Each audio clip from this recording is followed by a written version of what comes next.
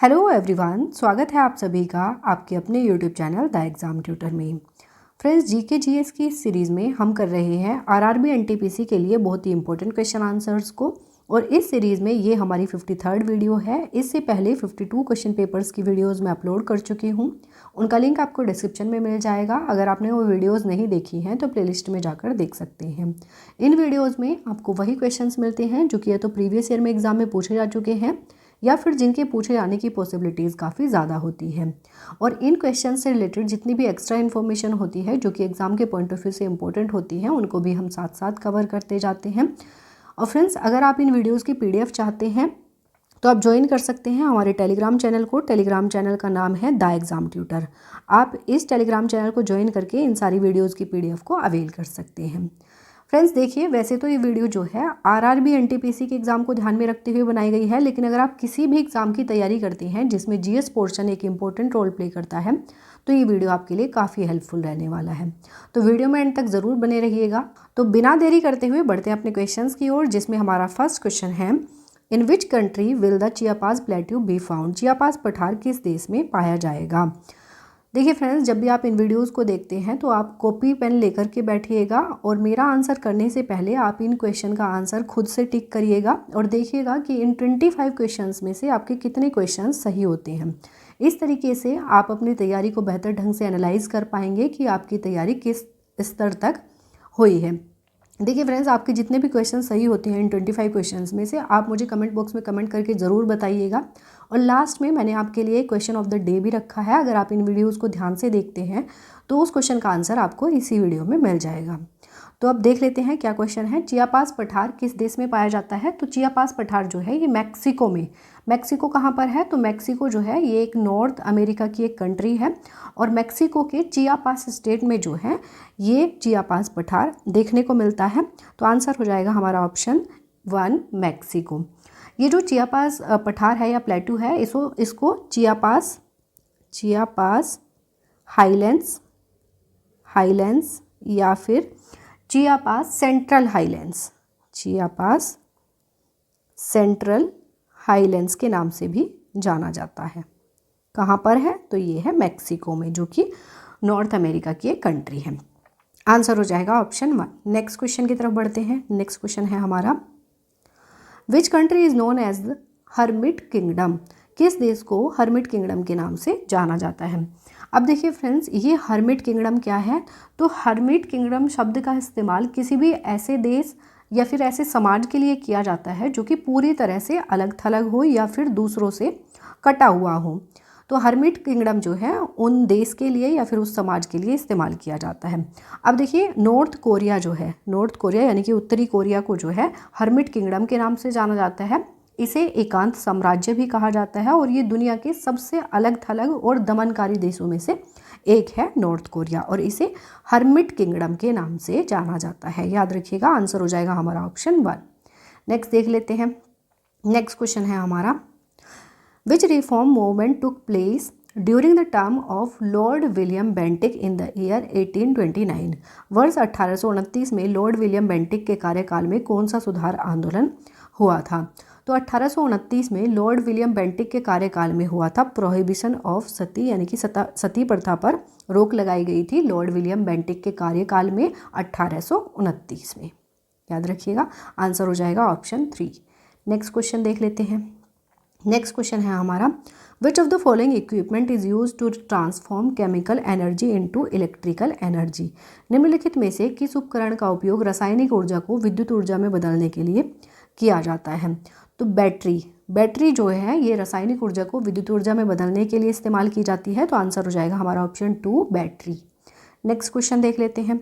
Next question है हमारा, in which state is Pokhran the site of India's first nuclear explosion located? Bharat का पहला परमाणु विस्फोट स्थल पोखरण किस राज्य में स्थित है? तो देखिए फ्रेंड्स, भारत का जो पहला परमाणु विस्फोट है, ये पहला परमाणु परीक्षण है, ये कहाँ पर किया गया था? तो ये किया गया था राजस्थान के जैसलमेर जिले में। कहाँ पर? राजस्थान के जैसलमेर जिले में किया गया था। और कब किया गया था? तो 18 मई 1974 में जो है ये भारत का पहला परमाणु परीक्षण किया गया था। और ये कहाँ पर किया गया था, तो राजस्थान के जैसलमेर जिले में पोखरण स्थान पर जो है ये पहला परमाणु विस्फोटक या पहला परमाणु परीक्षण किया गया था। Option 4 will be the right answer. Next देख लेते हैं। नेक्स्ट क्वेश्चन है हमारा, visible radiation was discovered by, दृश्यमान विकिरण की खोज किसके द्वारा की गई थी? तो विजिबल रेडिएशन या दृश्यमान विकिरण की खोज की गई थी आइजैक न्यूटन के द्वारा। किसके द्वारा? आइजैक न्यूटन ने जो है विजिबल रेडिएशन की खोज की थी। हेनरी बेकरल ने किसकी खोज की थी? तो रेडियो एक्टिविटी की खोज की गई थी हेनरी बेकरल के द्वारा। गुगलिल्मो मार्कोनी के द्वारा किसकी खोज की गई थी? तो रेडियो वेव्स और वायरलेस टेलीग्राफ की खोज की गई थी। किसके द्वारा? गुगलिल्मो मार्कोनी के द्वारा। और विल्हेम रॉन्टजन ने किसकी खोज की थी? तो एक्सरेज की खोज की गई थी। किसके द्वारा? विल्हेम रॉन्टजन के द्वारा। तो याद रखिएगा, दृश्यमान विकिरण की खोज या विजिबल रेडिएशन की खोज की गई थी आइजैक न्यूटन के द्वारा। Option 3 will be the right answer. Next देख लेते हैं। नेक्स्ट क्वेश्चन है हमारा, which of the following is a basic structural and functional unit of the nervous system? निम्नलिखित में से कौन तंत्रिका तंत्र की बुनियादी संरचनात्मक और कार्यात्मक इकाई है? तो तंत्रिका तंत्र यानी कि नर्वस सिस्टम की बेसिक स्ट्रक्चरल और फंक्शनल यूनिट जो होती है वो होती है न्यूरॉन्स जो है ये तंत्रिका तंत्र की बुनियादी संरचनात्मक और कार्यात्मक इकाई होती है। आंसर हो जाएगा हमारा ऑप्शन 3। नेक्स्ट देख लेते हैं। नेक्स्ट क्वेश्चन है हमारा, what is the name of the parliament of Denmark? Denmark की संसद का क्या नाम है? तो डेनमार्क की संसद को कहा जाता है फोकेटिंग। क्या कहा जाता है? फोकेटिंग जो है डेनमार्क की संसद का नाम है। आंसर हो जाएगा हमारा ऑप्शन 3। नेक्स्ट क्वेश्चन है हमारा, the value of G varies from the value of R, a student would observe minimum G at the. G का मान आर के मान से भिन्न होता है, एक छात्र न्यूनतम जी का निरीक्षण करेगा। तो देखिए फ्रेंड्स, जो जी होता है यानी कि ग्रेविटी का जो मान होता है वो इक्वेटर पे सबसे कम होता है, यानी कि भूमध्य रेखा पर सबसे कम जी का मान होता है। तो आंसर हो जाएगा हमारा ऑप्शन 1 इक्वेटर। नेक्स्ट देख लेते हैं।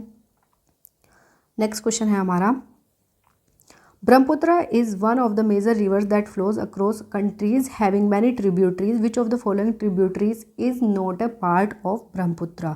ब्रह्मपुत्र उन प्रमुख नदियों में से एक है जो कई सहायक नदियों वाले देशों में बहती है। निम्नलिखित में से कौन सी सहायक नदी ब्रह्मपुत्र का हिस्सा नहीं है? तो देखिए फ्रेंड्स, इस क्वेश्चन का आंसर करने के लिए आपको ये पता होना चाहिए कि ब्रह्मपुत्र नदी की जो ट्रिब्यूटरीज हैं या सहायक नदियां हैं वो कौन कौन सी हैं।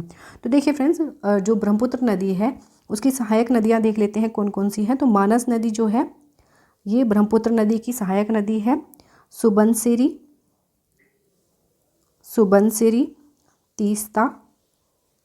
तीस्ता नदी जो है, और धनसिरी, दिबांग, दिहांग,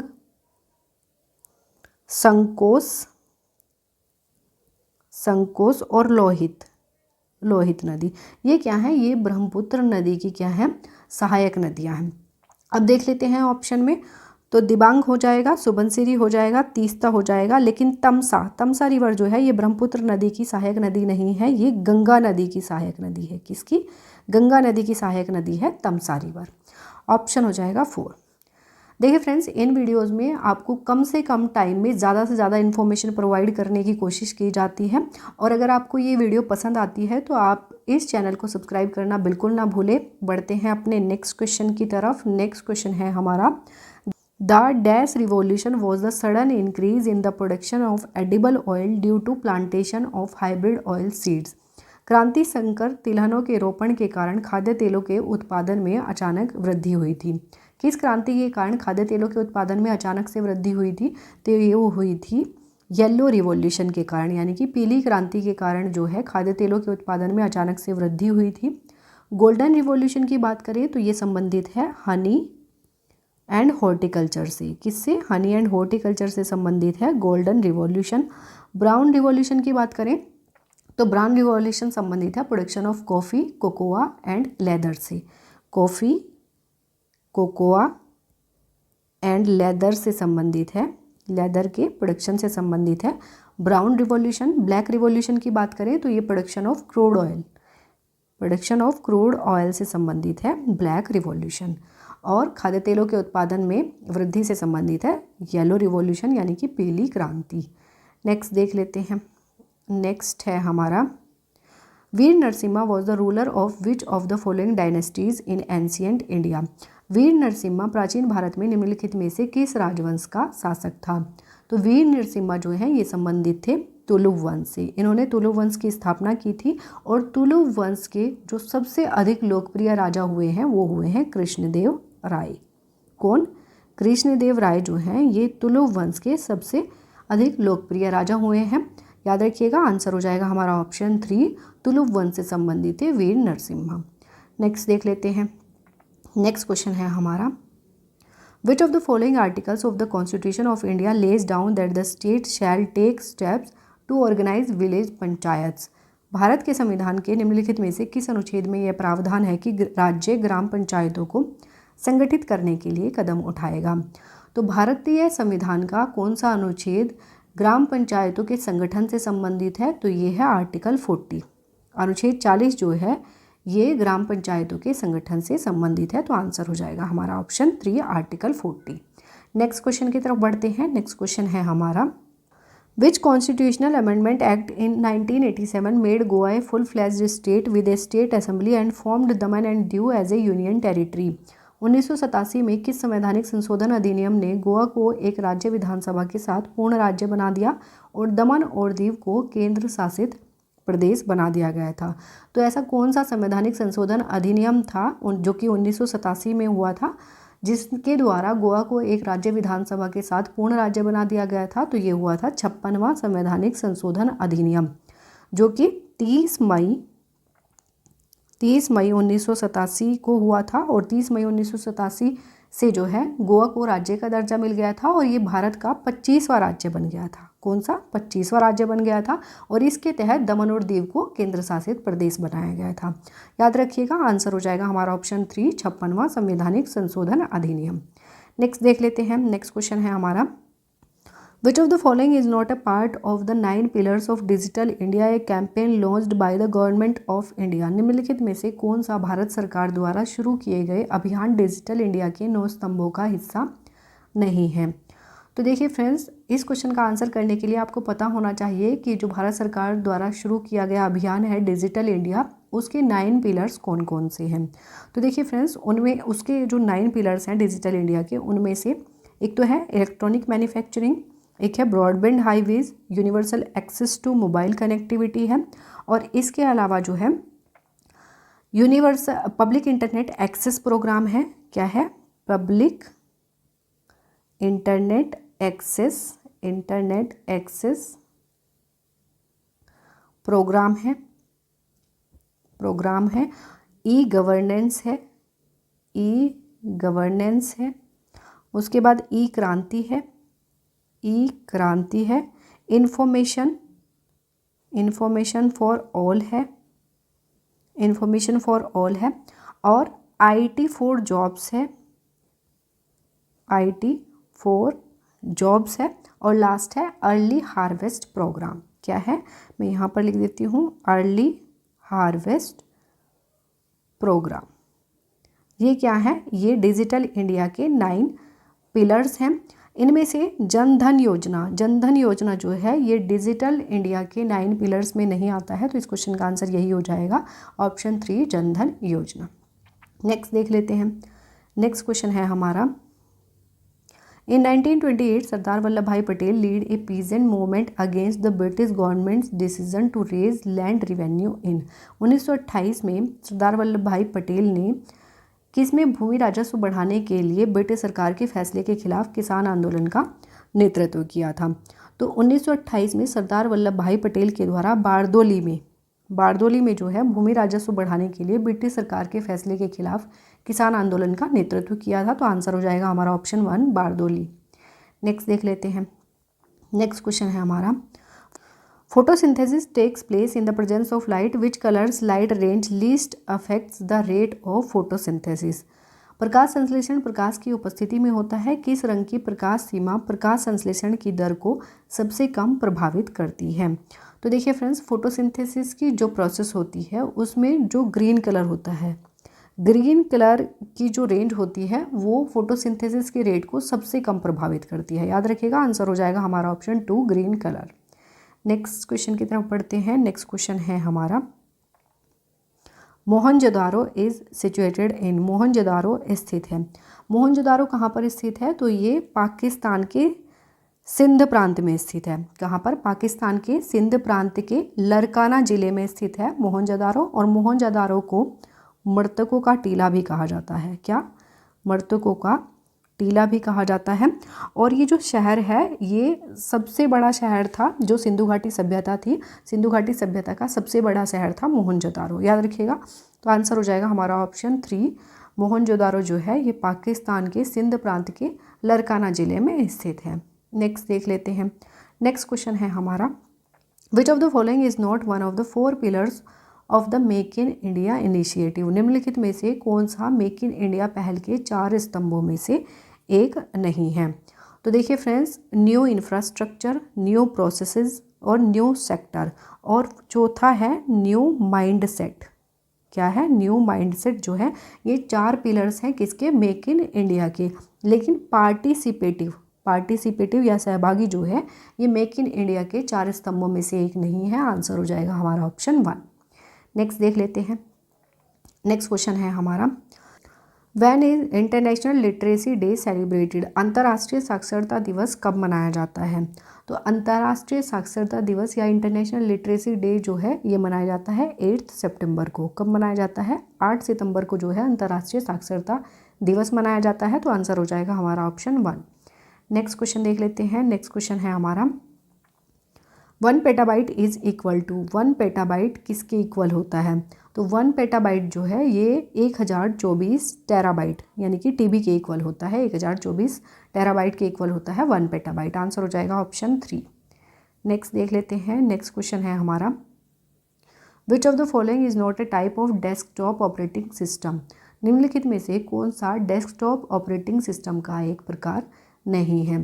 तो इनमें से एंड्रॉयड जो है ये डेस्कटॉप ऑपरेटिंग सिस्टम नहीं है। बाकी विंडोज़, मैक और लिनक्स जो है ये एक डेस्कटॉप ऑपरेटिंग सिस्टम के प्रकार हैं। आंसर हो जाएगा हमारा ऑप्शन 3 एंड्रॉयड। नेक्स्ट देख लेते हैं। नेक्स्ट क्वेश्चन है हमारा, which Indian satellite gathers data for oceanographic coastal and atmospheric application. कौन सा भारतीय उपग्रह समुद्र विज्ञान, तटीय और वायुमंडलीय अनुप्रयोग के लिए डाटा एकत्र करता है? तो ऐसा कौन सा उपग्रह है जो समुद्र विज्ञान, तटीय और वायुमंडलीय अनुप्रयोग के लिए डाटा को इकट्ठा करता है? तो ये है IRS-P4। IRS-P4 जो है ये समुद्र विज्ञान, तटीय और वायुमंडलीय अनुप्रयोग के लिए डाटा को इकट्ठा करता है। तो आंसर हो जाएगा हमारा ऑप्शन 3। नेक्स्ट देख लेते हैं। नेक्स्ट क्वेश्चन है हमारा, where is Orang tiger reserve located in India. Bharat में ओरांग टाइगर रिजर्व कहाँ पर स्थित है? तो भारत में ओरांग टाइगर रिजर्व जो है ये है असम में। कहाँ पर है? असम में। असम में कुछ और भी नेशनल पार्क्स हैं। देखिए, एक है मानस, काफ़ी इंपॉर्टेंट है मानस नेशनल पार्क, ये काफ़ी बार एग्जाम में पूछा जाता है तो याद रखिएगा मानस जो है ये असम में है। काजीरंगा नेशनल पार्क जो है ये भी कहाँ पर है? ये भी असम में है। और बोरनाडी वाइल्ड लाइफ सेंचुरी, ये क्या है? वाइल्ड लाइफ सेंचुरी है। ये भी कहाँ पर है? ये भी असम में है। और ओरांग टाइगर रिजर्व जो है ये भी असम में स्थित है। ऑप्शन 4। नेक्स्ट देख लेते हैं। नेक्स्ट क्वेश्चन है हमारा, which of the following states does not share land boundary with Nepal. निम्नलिखित में से कौन सा राज्य नेपाल के साथ भूमि सीमा साझा नहीं करता है? तो देखिए फ्रेंड्स, नेपाल के साथ भारत के 5 राज्य जो हैं ये अपनी सीमा साझा करते हैं। कौन कौन से? तो उत्तर प्रदेश करता है,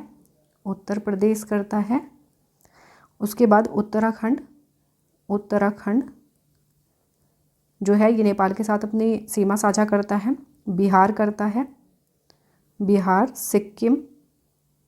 सिक्किम और वेस्ट बंगाल जो है ये नेपाल के साथ अपनी सीमा साझा करता है। तो भारत के ये 5 राज्य जो हैं नेपाल के साथ अपनी सीमा साझा करते हैं। अब देख लेते हैं इनमें से वेस्ट बंगाल हो गया, उत्तराखंड और बिहार। झारखंड जो है, झारखंड ये नेपाल के साथ अपनी सीमा साझा नहीं करता है। तो आंसर हो जाएगा हमारा ऑप्शन 1 झारखंड। नेक्स्ट देख लेते हैं। तो नेक्स्ट जो है हमारा क्वेश्चन ऑफ द डे है। इस क्वेश्चन का आंसर आपको कमेंट बॉक्स में कमेंट करके देना है। तो देख लेते हैं इसमें कौन सा क्वेश्चन है। What is the name of the parliament of Denmark? Denmark की संसद का क्या नाम है? ऑप्शंस दिए हैं द नेशनल डाइट, पार्लियामेंट, फोकेटिंग या फिर सोल्टिंजेंट।